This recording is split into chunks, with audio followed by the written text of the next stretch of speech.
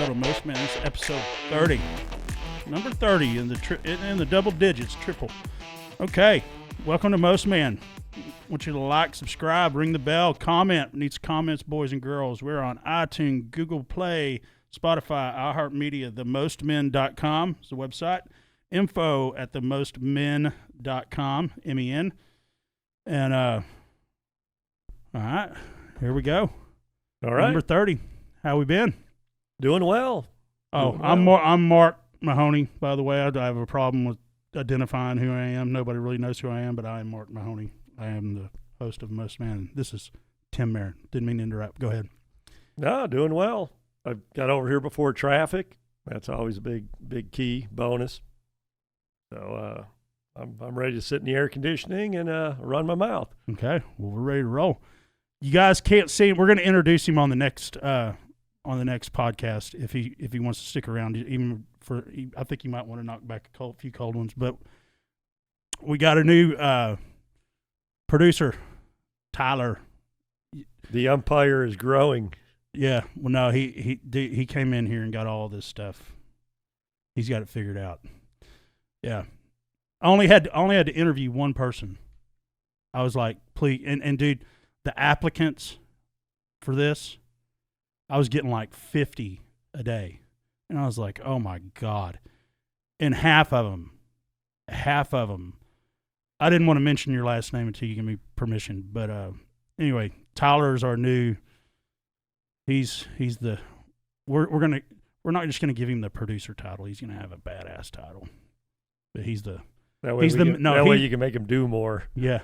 Well, no, here's the thing about him, and then we'll get into what we're going to talk about today, and we'll get into that when we I'll bring him next to you to where he can show his mug and get on the mic a little bit. Dude, number one, he understands this whole world. Number one, that's the easy part for him. But what is that noise? It must be my neighbor. Okay. Anyway, doesn't matter. He understands the business side of this. That's his last. That he was responsible for saving companies. That's so. This is about to get fucking fun real fast. I mean, like I said, I had all these interviews set up. He was the first guy I talked to. We talked for 4 or 5 hours, and I was like, that's it. So I went and did one more just to be on the safe side. And this kid, as soon as we got, well, I'm not going to say that, but he was jealous, and he hadn't even met him yet. And I was like, well, that ain't going to work. Do you know what I mean? Like, he was already jealous of the level of the knowledge, and I was like, well, that's what we're looking for. We're looking for the best, you know. So, new studio, we're moving in August 15th. They might let us move in a little bit earlier, but we are starting to build out the new studio. So, today's the July 19th. So, August 15th, we'll be in the studio. And all once we get into the studio, all this is going to be live. Well, he's already got it figured out. It'll be live. Anniversary to moon landing tomorrow. So, really? So we'll drink some beer tonight in honor of the moon landing. Okay. You always got to have a reason. We got outside and bark at the moon, too. We can do it. Some Ozzy. Oh, ZZY! Some Buzz Aldrin and yeah. Ozzy Osbourne. Hold a on combo. one second. Talk real quick because I got to make sure my son. I don't think anybody's ever said Buzz Aldrin and Ozzy Osbourne in the same sentence before. Hey, I got to talk to my son. All right. See, this is where it comes in that I can talk about anything at the drop of a hat. Talk about the weather. It's 108, so nobody wants to hear about that, but I'm in the air conditioning. I do got a cold cooler with me. I got some water here to rehydrate before I get dehydrated. And then we'll just talk about whatever you want to talk about now. Okay. Yeah. Sorry, that was my son. He broke his leg on his dirt bike. God dang it, dude. I was taking him to meet his new coach, and I was taking him to meet his new coach, and then he was going on vacation, and then he was going to move out to this dirt bike ranch and train for a month. These are serious professionals. They're in this supercross and motocross now. He fucking broke his leg. First lap. Wasn't even riding hard. He was just trying to check out the track. Yeah, he knows it now. Well, he saw the people in front of him like shooting off the top of this jump. Well, when they do that, most 90% of the time, there's a tabletop on top, right? To where you just hop on, and then you go down the regular jump. Well, no, it was one lower jump, one higher jump, but both of the faces on the back straight down, 15 feet. Crunch, broke tibia and fibia. Yeah. So, yeah. And now the little bastard's out riding around with it. He's got a hot pink cast. Comes back from vacation. Hot pink cast. And I bought him a Honda Grom. Okay. Which a Honda Grom it's a small little street legal motorcycle. But it ain't no crotch rocket. It tops out at like 60, 65. You're not getting this thing on the highway. You're keeping up with traffic around town, right? And so he's like, I'm going to go to I was like, with a hot pink cast, you're going to get out there. You're 13 years old. You don't have your license. You don't have, yeah. So that's what he's doing. But at any rate, he's got his little scooter that he's got to get, he'll hop and then get on, put his knee on the scooter and get around. So, at any rate, so minor setback. All right. Well, today we want to talk about my story. What motivated me to start this company and motivated me to start this channel. I haven't been able to talk about it because I've had a pending court case, which not no more. It was thrown out with a capital T yesterday, and I got a big apology, for the bullshit that I had to go through. Something that I didn't do. So I'm going to talk. Tim knows my story, but we're going to go through why we're here and what the motivation behind all this is. Anything you want to say before I start ripping into Aaron? I'm gonna go through it quick. I'm not gonna do the Mark Mahoney. Yay! Train time. No, I thought that was him pulling up on his scooter. I just told him to go to the front door, but it's the train. No, you got the dance floor. Throw the story down. Okay, so why I couldn't talk about it was anytime, most men out there, anytime you have court case, when your attorney tells you to not talk to anybody, that means do not fucking talk to anybody. Anything they can say, anything you say can and will be used against you in the court of law, and they fucking mean it. In this day and age of Twitter and all of that, yeah, there's a million ways to shoot yourself in the foot. Yeah. So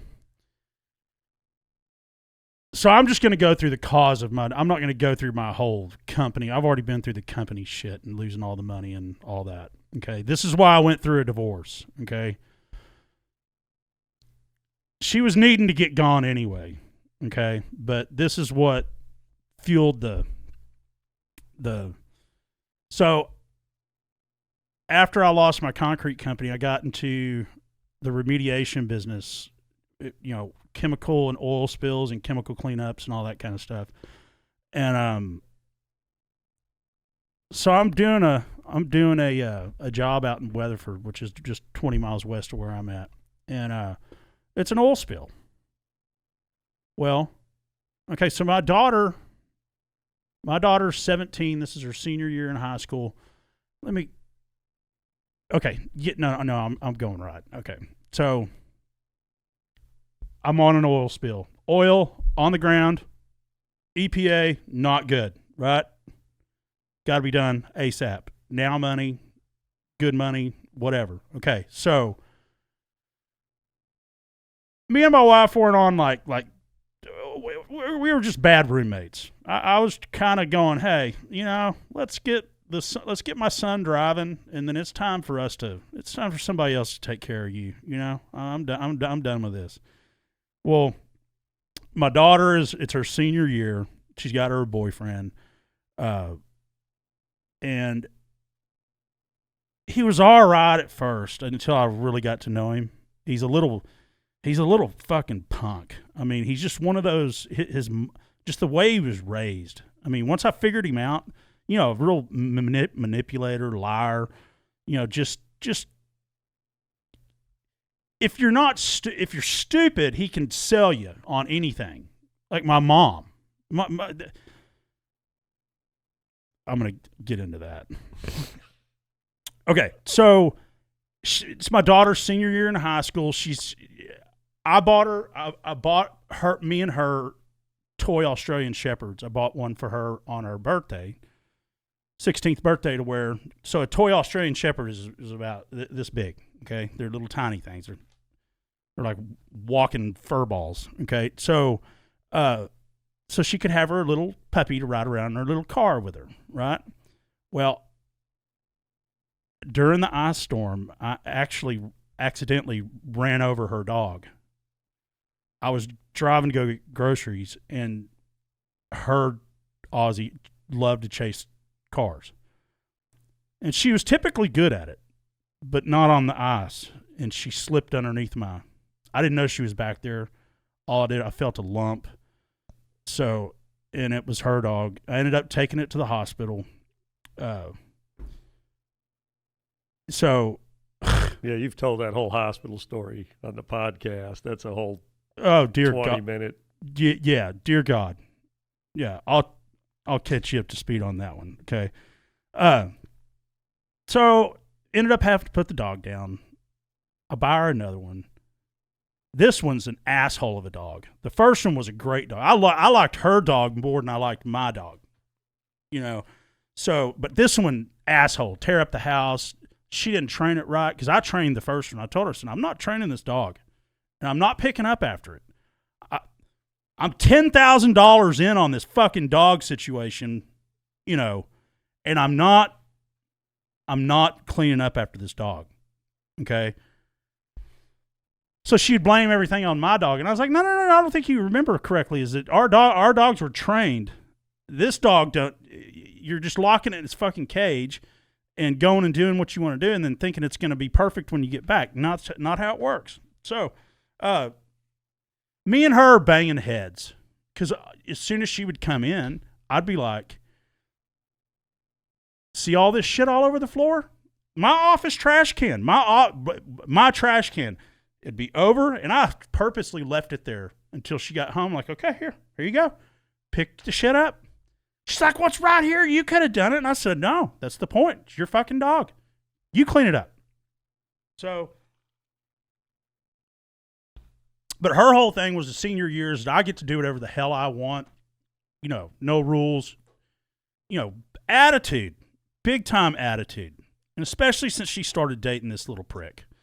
Her attitude changed. I mean, he's just a little lying, manipulative, conning little fuckwad. I mean, he's just and she was picking up on the ways of yeah, and from his mom and dad and his little sister.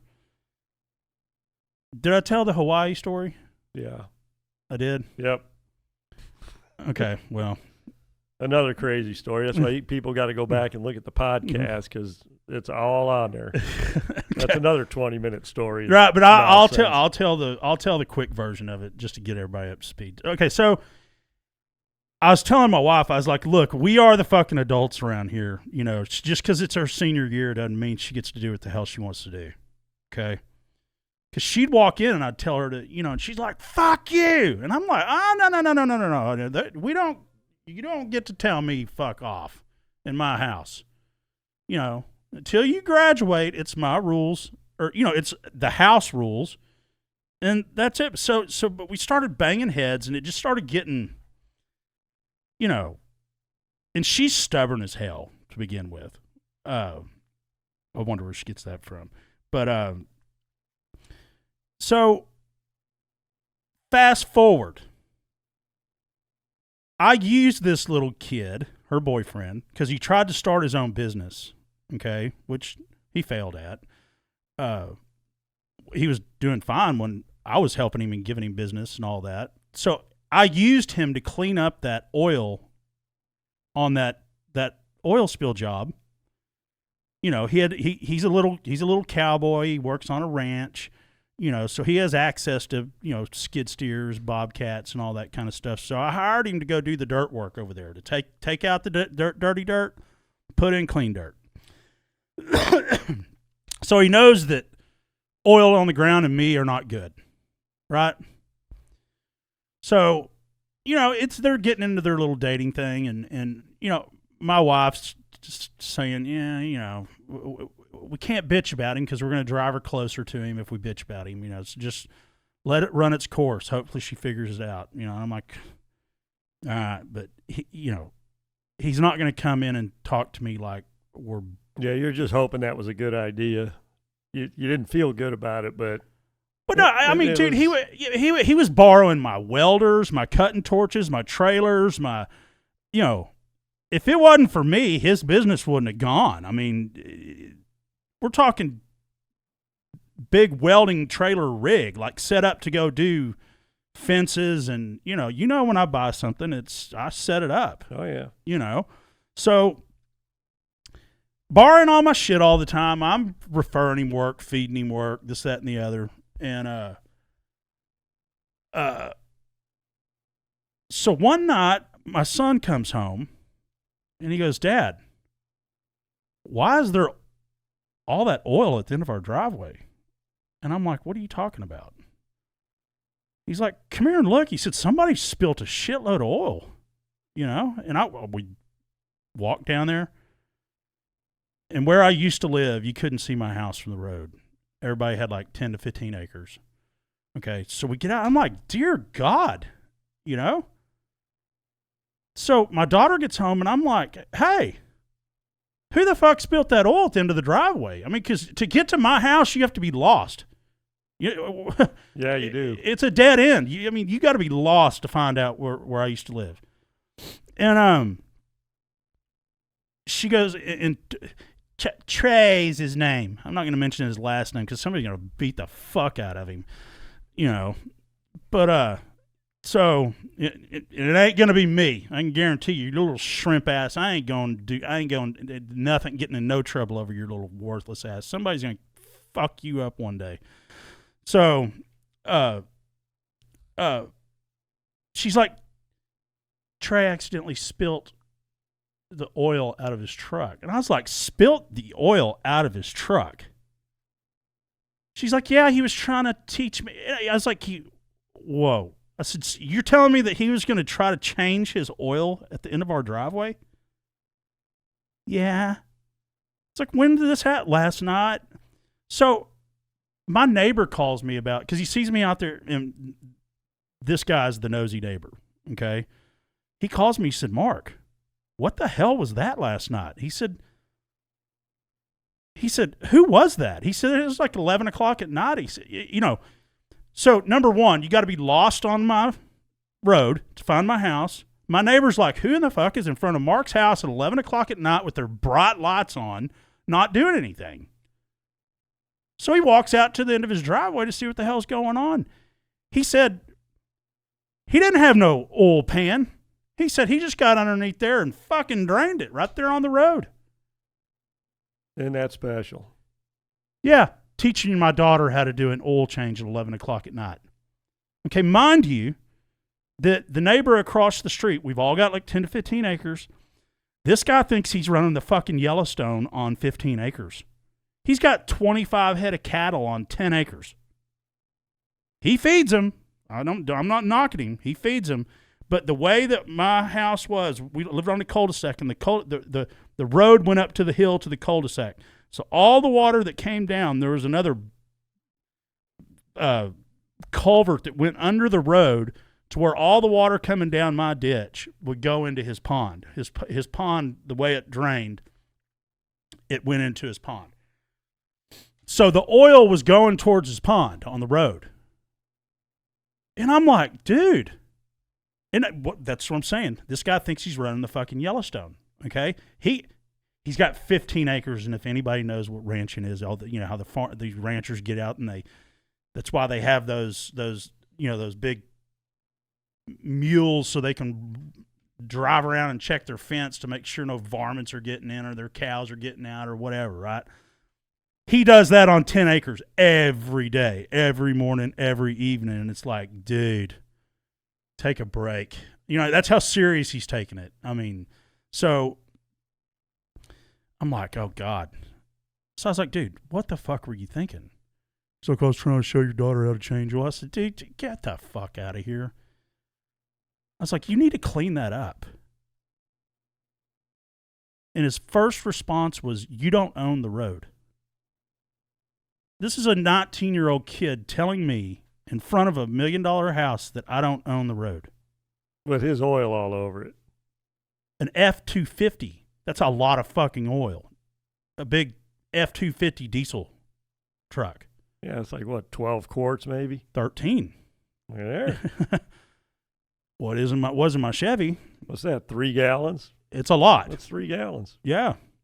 So I'm just like, I can't believe that everybody in my family was like, oh, Mark, come on. You're being too hard on the kid. He just made a mistake. And I'm like, my neighbor that watched him do it is an ex-prosecuting attorney federal ex-prosecuting attorney. And the neighbor across the street thinks he's running the fucking Yellowstone. He thinks he's the biggest rancher in Aledo on 10 acres. The kid might have made a mistake, but then he told you to eat shit on top of it. So the first mistake goes out the window. You don't own the road, and it doesn't matter how many acres your neighbor's got. He's got a pond. If he has one duck in it, it's bullshit that the guy's got oil running into anybody's property. Yeah. So, but it's just the respect. I mean, I did bonehead shit when I was younger. I got drunk one night when me and my girlfriend broke up, and her dad was a homicide detective. He was armed everywhere he went. And I got drunk one night and went and did. It'd been raining for like 6 days, and I went and did donuts in her front yard and buried my truck in her front yard. Yeah. There's still a 12-pack of Budweiser in her front yard that we buried, and probably close to a quarter pound of weed. That's probably gone by now. But the ruts were so deep, we were like, fuck, what are we going to do? So we just the 12-pack fit right in there, and we just kicked it over. And because he's a cop. And he came out, and he's like, honey, call the sheriff. And I'm like, fuck. But he pulled me aside. He's like, look, dumbass. He's like, I don't care fuck what you feel like in the morning. He said, but your ass and your Daniel, my buddy Daniel, he said, and the girl I was with and this other guy, they took off running and left us there. And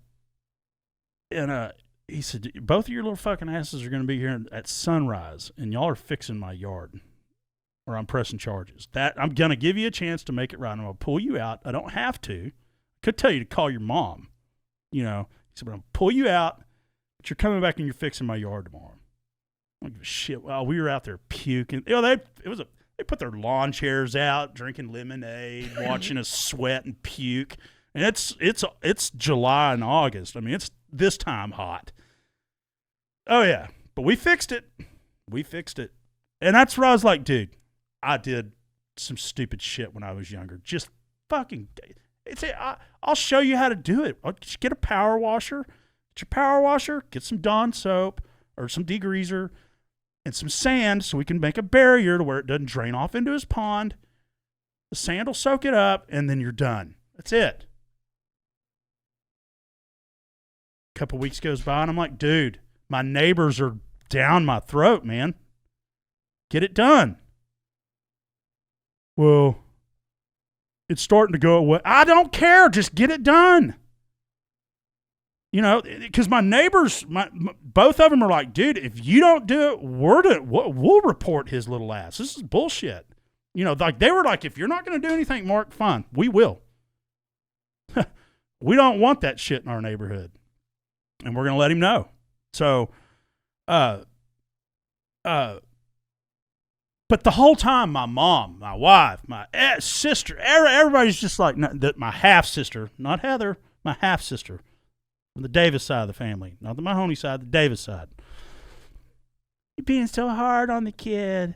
I'm not being hard on him. Why don't we clean up his fucking mess? And should I not have the right to do that? All day long. It should have got handled the next day. Yeah. So we're at my mom's house for her birthday. Okay. And we're all eating. And my half-sister comes in. Trey, I spilled some beans in the front of my car. Can you help me clean up the beans in my floorboard? Can you power wash my floor mat for me? He's like, oh, yeah. I said, oh, you got your pressure washer with you?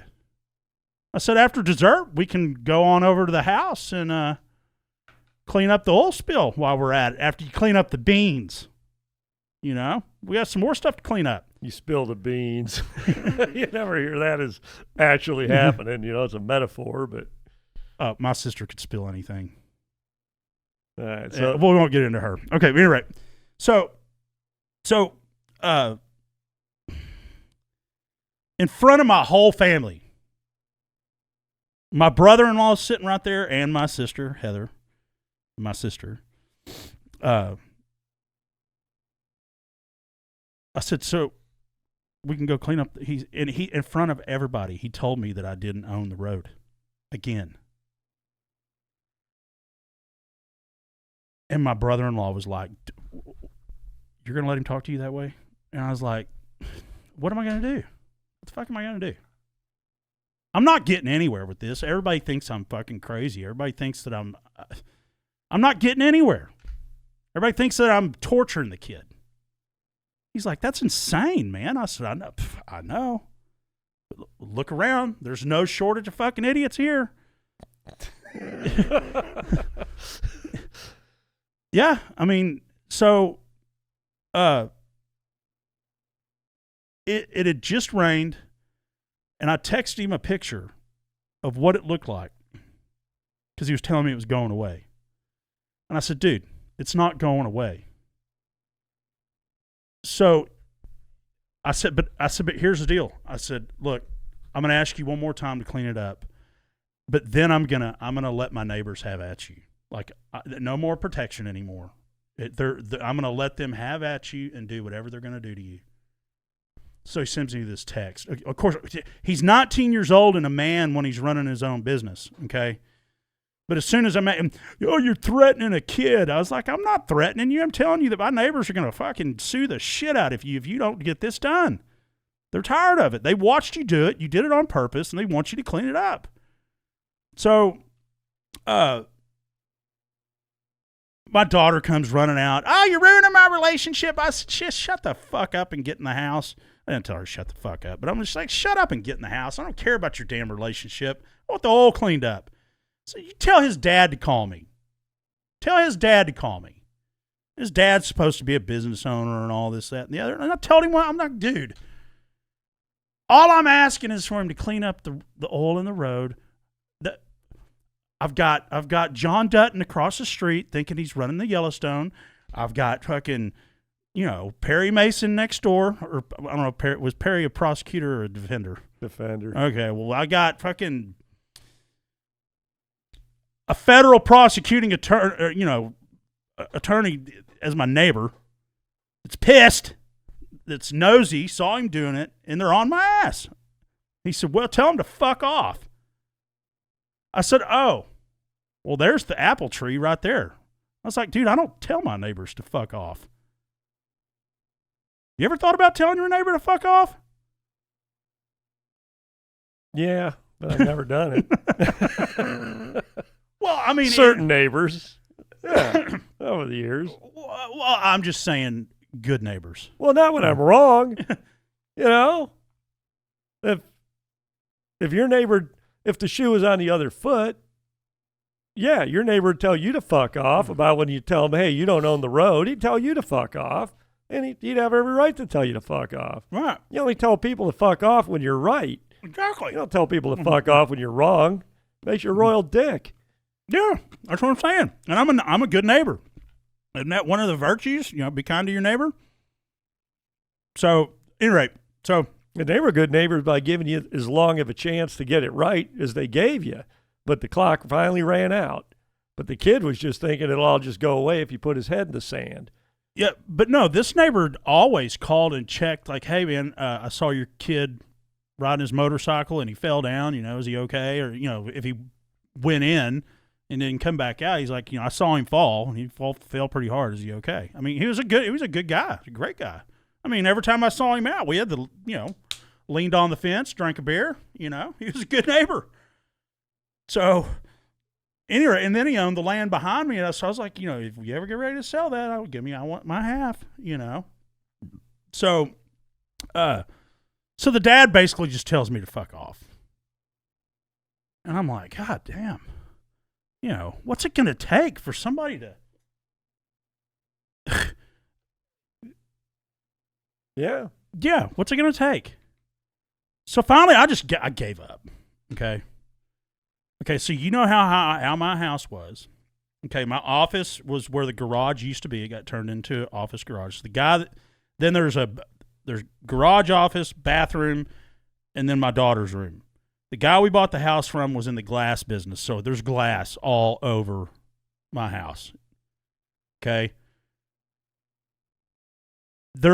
I've got a huge shop over here that I could probably park 10 trucks over there. There's, could probably park 10 or 15 cars in front of my house. Big, long, windy driveway. Driveway goes to the pasture. There's plenty of places to park without shining your lights in my window in my daughter's room. And he had those big, bright LED lights, okay? And he knew this for a year because he would pull up when he those light bars that these kids put on their trucks and how bright they are? Sure. And it's disgusting how bright they are. So he knew that he wasn't supposed to do that. If you're going to point your lights, you got three different directions you can point them. So he pulls up. I'm doing the YMCA.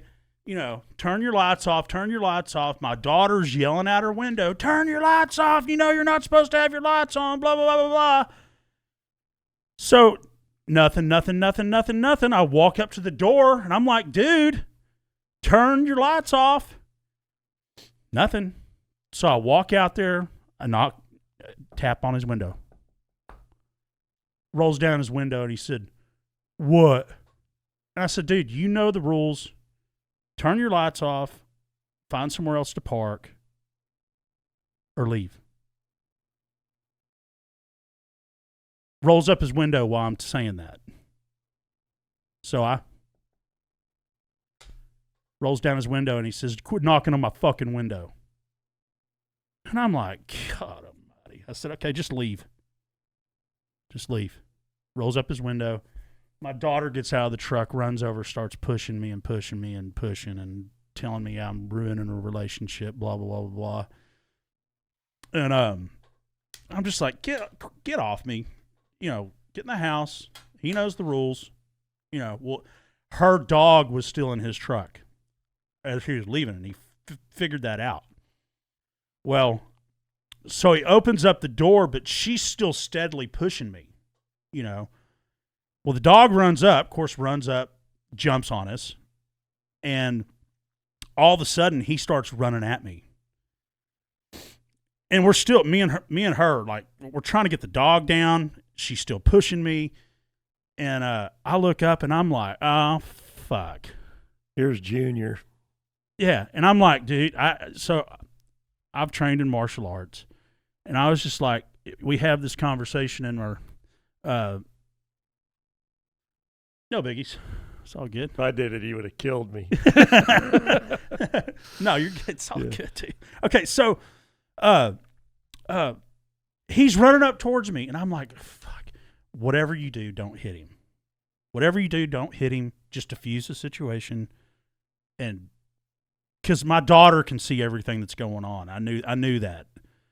Because she was even still yelling out the window, she's turning the damn light. So she's seeing everything that's going on. And he runs up, and all of a sudden I feel pow, and I mean I was like, fuck, and the kid's this tall. He's a shrimp, okay. I'm like, fuck that. That was a punch. I mean, that wasn't a punch. That hurt.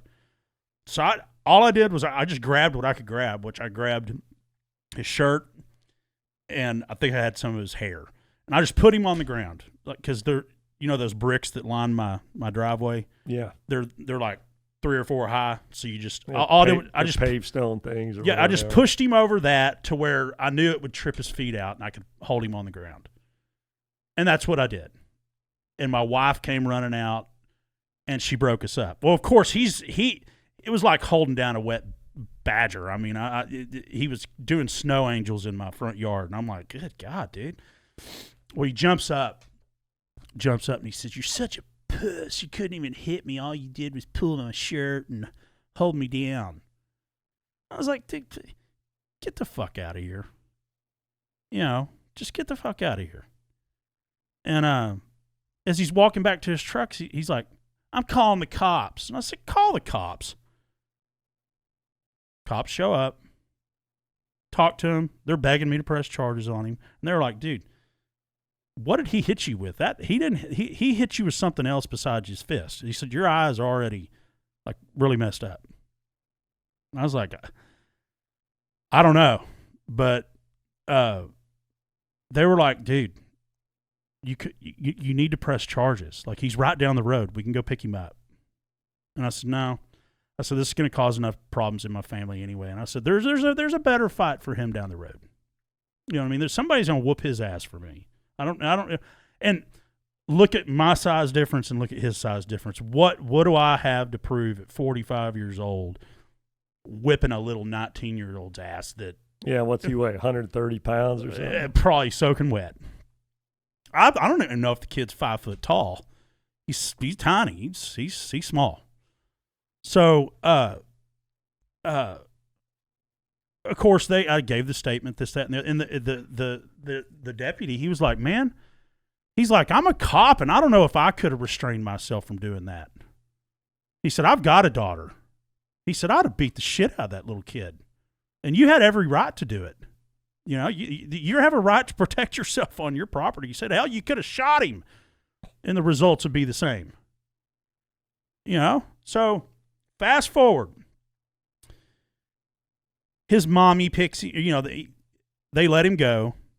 Of course, everybody goes to my mom's house, and his mommy comes and picks him up and takes him to probably some doctor she's fucking, or I mean, this woman is a road whore. That's the Hawaii story, okay? She went to vacation with us on Hawaii, and she slept with we were only there for 7 nights, and she slept with like 12 to 15 dudes while we were there. And tried to bang me. I was married, sharing a house. She tried to screw me in the kitchen while my wife was out. At any rate. So, and you paid for the trip. Tell that part. Let me we'll get into that one in the second one over some cold beer. Okay. I think you've already told that one. Actually, it's part of the big story. Yeah, but it's due to be told twice. It's due to be told. So the next day, all of a sudden, he's got a broken nose, and I'm like, oh fuck. Then CPS shows up at my house because the mom called CPS. My ex-wife that night was like, "I hope you go to jail." And I'm like, "You hope I go to jail? I didn't fucking do anything." Well, it was actually your current wife at the time. Yeah. But, okay, so all of a sudden he's got a broken nose. And so everybody, the narrative has been twisted that Mark beat the shit out of Trey over the oil spill, right? That's the narrative that's being pumped. Is Mark was mad about the oil spill, so he went out there and started a fight with him. Wasn't the case at all. I gave up on the fucking oil spill. I was going to clean it up myself. You know what I mean? It just wasn't You should have drug him out to the road and just drug him all around it.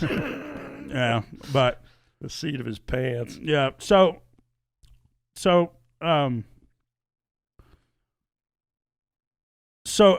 everybody was wondering why I got divorced. This is why I got divorced. My wife ripped her other 2 children out of our household over this. Moved out, moved into her mom's house, and I was like, dude, you're number one. We've been married for 20-something years, and you're not going to have my back on this? Like, you're not even going to listen to my side? No. Not at all. And I was like, well, then you do need to leave. If this is the loyalty I get after 20-something years and the life that I've given y'all, that my kids never hurt for anything, nothing. I made a lot of money, and I didn't spoil them, but I'm just saying they didn't hurt for anything. So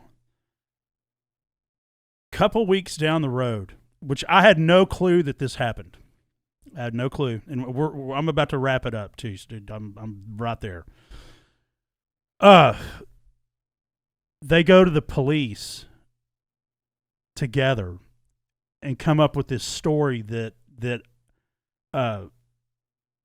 my daughter told the story that she's the one that punched me, and that as Trey was running up, I grabbed him and just started beating the shit out of him, which did not happen. Okay. And so the investigator that was listening to this, number one, is 2 against 1. They never even called me, or I don't know. I never got a voicemail. I never got anything. I didn't even know that this happened. Okay. So a year goes by. My divorce is over. I never knew that they even went. This is 10 months has gone by. My divorce is final. I'm already out dating other women. You know, like I'm out living like a single guy. I'm not like going out there and getting hammered and all that. But there was times I'm going out there and having some drinks with women and coming home. Well, for 9 months, I had a warrant for my arrest, and I didn't even know it. So finally, some new investigator comes in. He calls me. He's like, hey, Mark, investigator so-and-so. He said, hey, there's a warrant for your arrest. I said, a warrant for my arrest? For what? He said, assault. And I said, assault on who? And he said, Trey. And I'm like, what? He said, yeah. He said, the investigator that was here before, he's not here anymore. He kind of, in his tone of his voice, he was like, this is probably why he's not here anymore.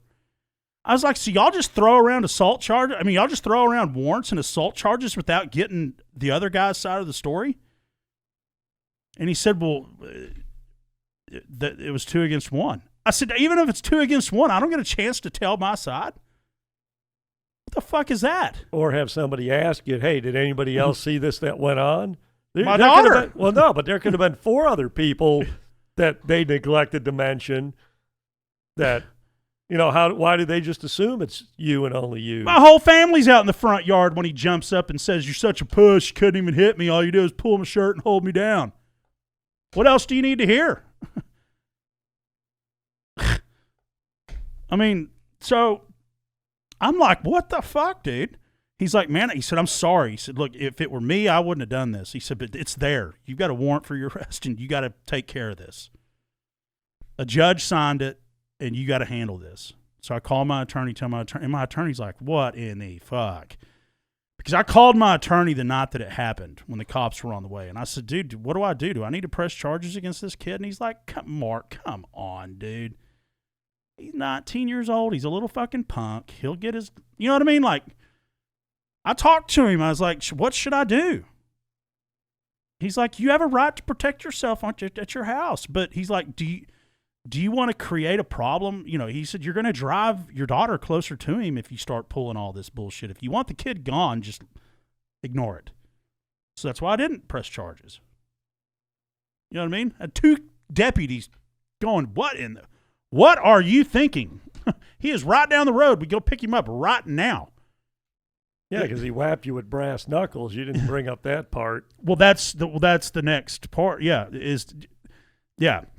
he hit me with a pair of brass knuckles, and the reason I know he has brass knuckles is I was taking him to go look at another job, the job in Palestine, to rip up all that carpet and all that stuff and take out walls and roof panels and all that stuff. Yeah. Remember the bells?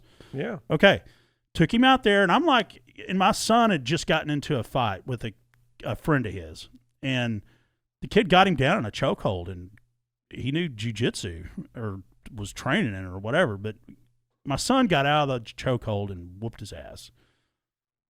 And he brought that up, and I said, speaking of, I said, what are you going to do to protect my daughter if something goes down? I was like, what are you going to do to protect my daughter? Do you know how to fight? Do you know how to do anything? Because, dude, a real man could thump you and you'd be done, you know? He said, well, I've got 2 pair of brass knuckles in my truck. He said, I bought them at the gun show. I was like, dude, all you're going to do is piss somebody off with those. They ain't going to get you nowhere. He's like, well, that's what I got. And I'm like, so that's how I knew he had brass knuckles, but I didn't think of it that night. I'm just thinking, what the hell's going on? Until the bruise showed up with the brass knuckle freaking. Well, and I had white flashes. I had detached retina too. Like I still have white flashes over here. I see white flashes. My eye was black for 3.5 weeks. That ain't a punch from some 4'10" shrimp, or a punch from a girl wears rings on her fingers. No, I've got it all. Trust me. So, but where was that? So I called my attorney. My attorney's like, what the fuck? He said, well, it's there. You got to deal with it. So, went in, did my little walkthrough, and, then had to go through all the motions, and I can't talk about it on air. The courts asked me not to because they don't want anything, but they threw it out with a capital T. I mean, they were like, whatever. This, Mr. Mahoney, you have a good day. And they made me wait to the very end because the judge and the prosecutor walked up to me and apologized to me. They were like, I am so sorry that you went through this. I can't say that part, but they were like, this should have never happened with this other investigator. This should have never, ever even got past him. Ever. So I have options is kind of, I'm not going to get into that either, but you know what I mean? You know what I'm talking about. Well, in retrospect, if you would have filed charges that night, you still would have had a shitstorm with your family, but you got a shitstorm with your family anyway. I lost everything over this. I lost my family. My son and my daughter got ripped out of their home. They're sleeping on some makeshift bed. Well, no, my ex-wife is sleeping on an air mattress in her mom's dining room because there's not enough rooms over there. So now all of a sudden, here's what and two, most men out there, guys that have been through shit. I'm telling you, this is just icing on the big shit that I went through. Okay. This is just gravy on the gravy of what I really have been through with the last 3 years, okay?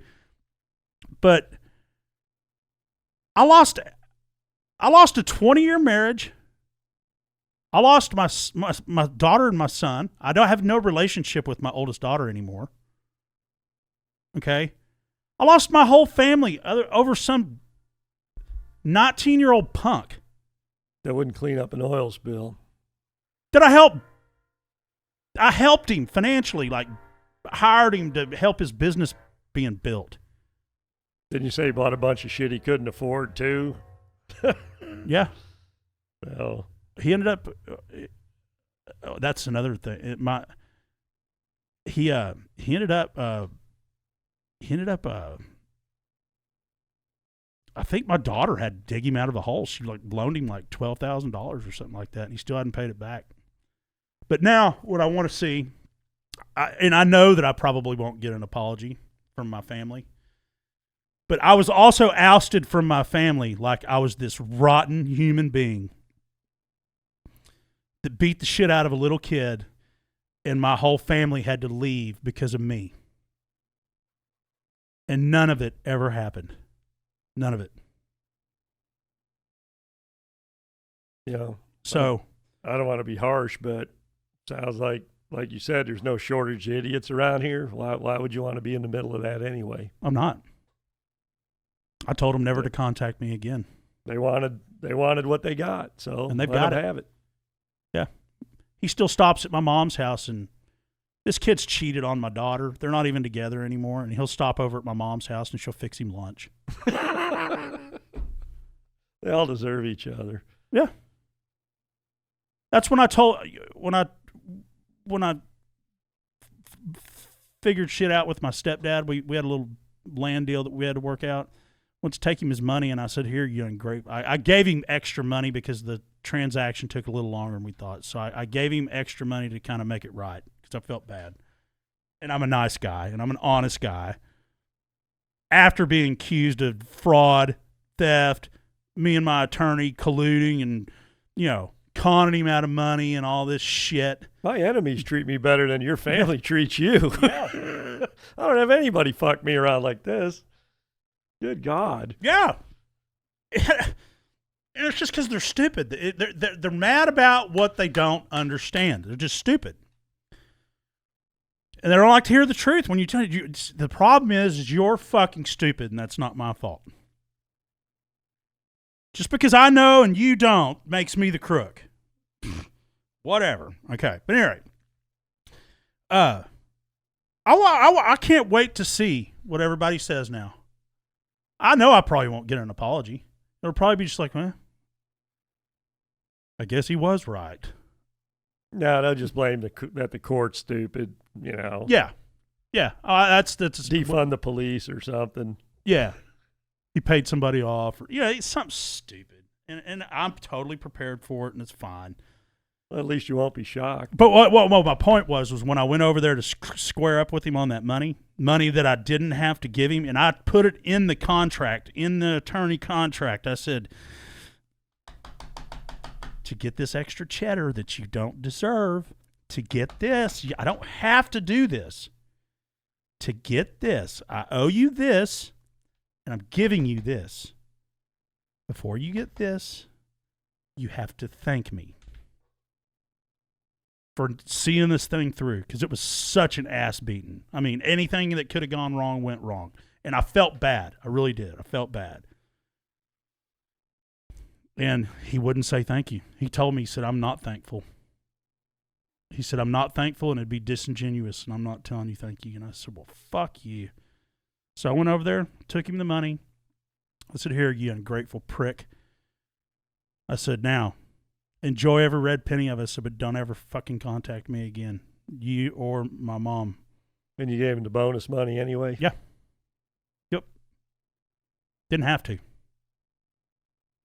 And my mom was like, why are you doing this? And I said, you have to ask why. That's worse than not.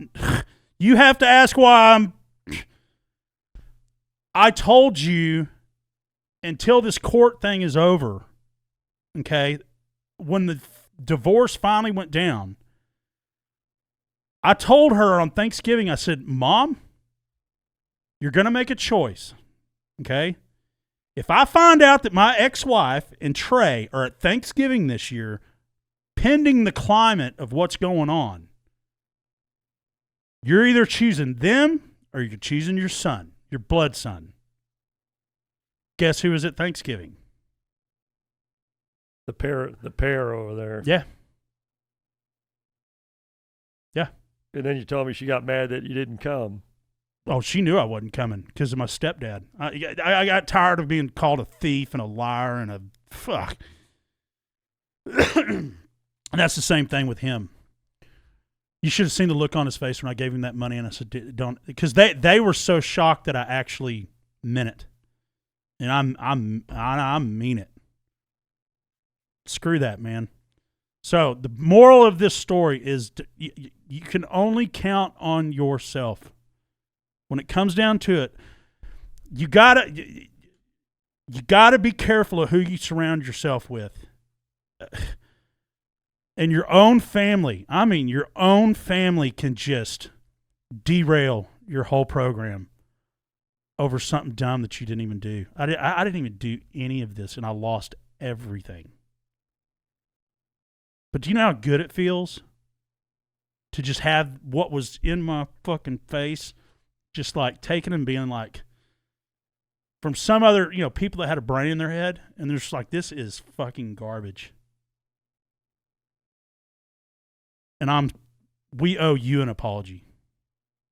How often does that happen in the court system? Not often. No. You're just lucky that you got. They're like, thanks for playing. Yeah. Yeah. Good, bad, or indifferent. Yeah. It was our job. Yeah. Here's your fine. Just plead guilty and pay your fine and you're gone. So, Yep, I knew that was lingering over your head for quite a while. Well,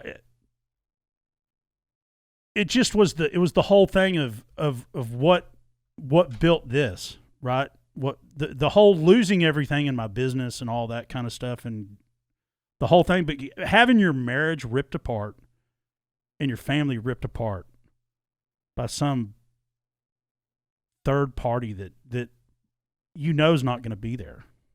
Probably. Right? What high school sweethearts typically make it all the way?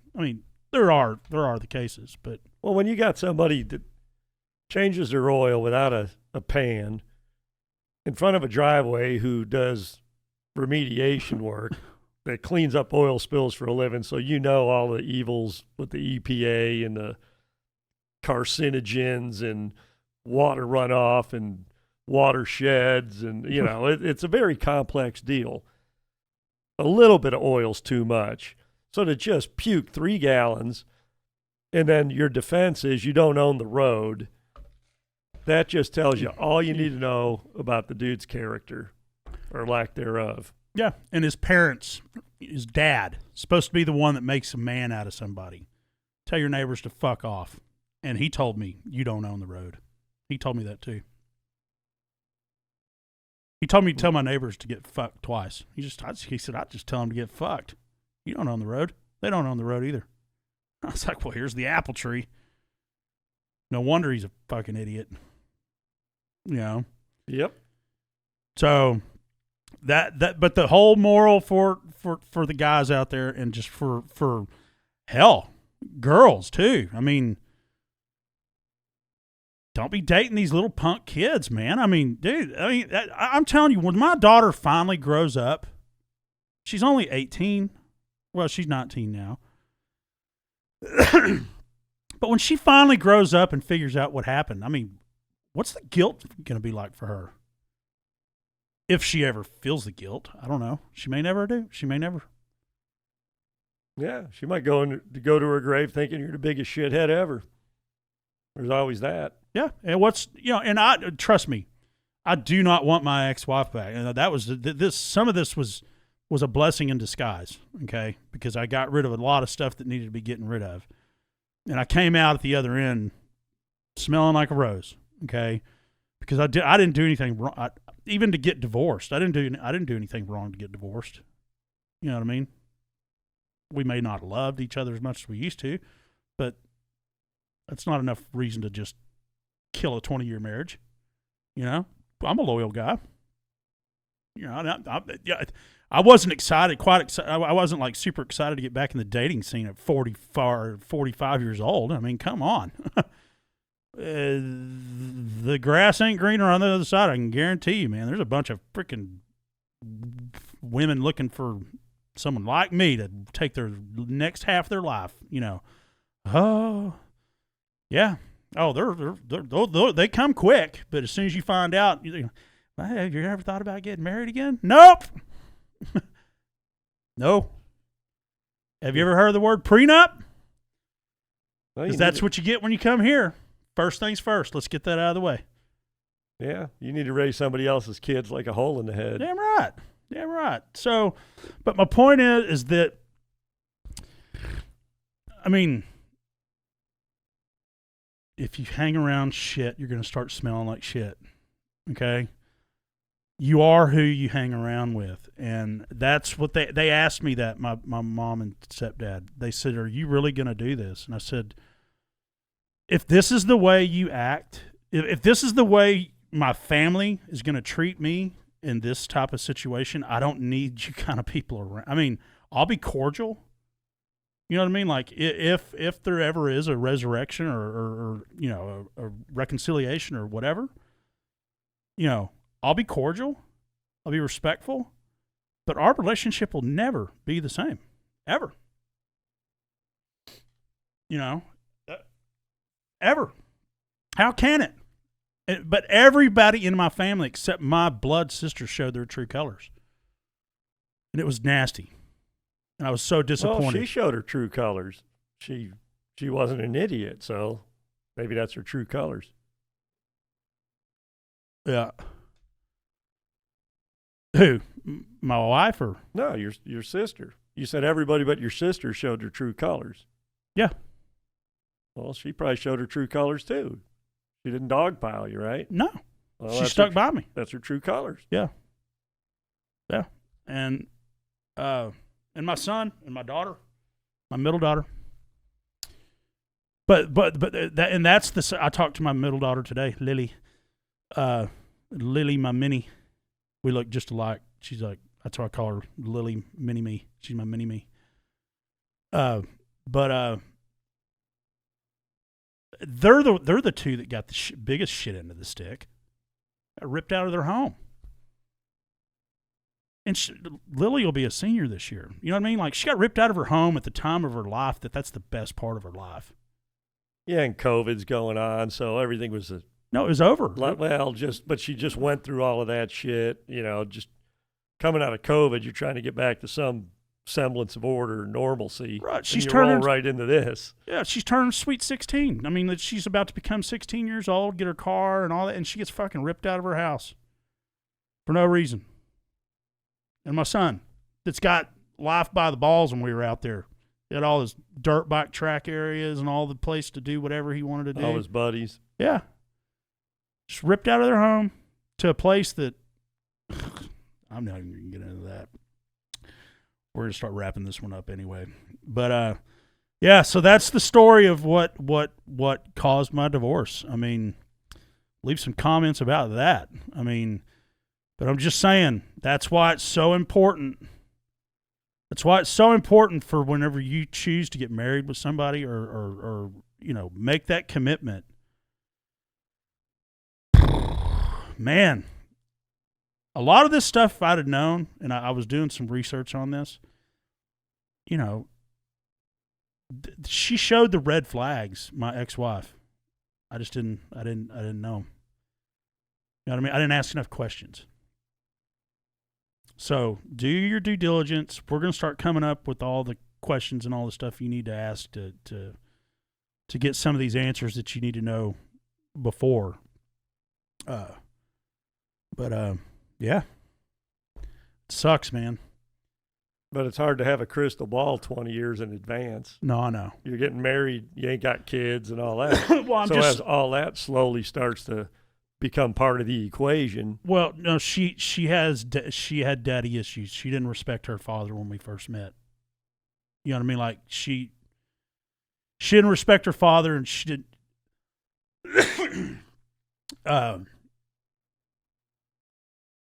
And that's what it's like. How does a man treat his mom? You know, that's how you're going to get treated. Is how does the man treat his mother? If he's an asshole to his mother, he's going to be an asshole to you. Same with the man. You know, the daughter if you don't have any relationship with your dad, and you don't have any respect for him, or you don't have any type of love or anything like that for him, then it's hard for you to love a man. You know what I mean? All right, you heard it here first. Yeah. So You know, and one thing that I will say about being divorced, what I have learned about being out in the open market of how things are going, is that women, I'm just telling you, and younger women, men are not putting up with this bullshit no more. I'm telling you, there's a swath of young dudes out there that are like, you don't check these boxes, and especially divorced men. We're not doing it again. I'm not doing it again. You got to bring something to the fucking table. I mean, bring something to the table. It doesn't have to be money, but how about some morals, some dignity, some fucking values? You know, gratefulness. You don't have to kiss anybody's ass, but just be thankful that, you know, they want to be taken care of. Well, we want to take care of you, but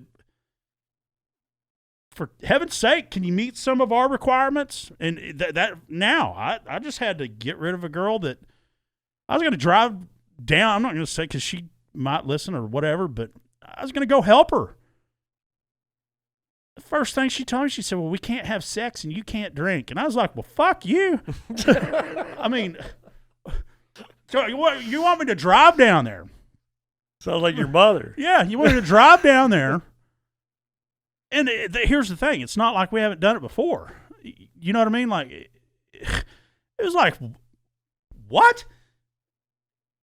You're telling a 45-year-old man that I'm coming down there to help you, spending money, doing all this stuff, and you're telling me I can't have a fucking beer? I don't think so. The hell is that? So, at any rate, men aren't putting up with it anymore. I mean, there's still good men out there, and I'm a good guy. I treat women with respect. I do. But I'm just not putting up with the bullshit. So, and there are a lot of them out there that are just like clinging and waiting for, you know, checking the boxes. And it's like, okay. But what they don't understand is like, the second date is not the time to talk about marriage again. I know that you're looking for your second run here, but come on. Let's get this out of the way first. So, you got anything else? No, I think it's time to wrap it up. Yeah, Tim didn't get a chance to talk, but we're about to do another one. So, Tim will be a little bit more eventful. We'll shove a few Miller Lights down his throat, and we'll be ready back in action. Okay, all right. Thanks everybody for listening. Again, I'm Mark Mahoney. This is Tim Marin, our new producer, but you'll meet on the next one, Tyler. And we are super excited to have Tyler. It's gonna be this. He is gonna help us elevate this to the next level of what I've been talking about. Because I'm new to this game. This guy knows the game, and so shit's about to get fun around here. All right, please like, subscribe, ring the bell, comment. We are on iTunes, Google Play, Spotify, iHeartMedia, themostmen.com, info@themostmen.com. Thanks, everybody, and we will see you next time.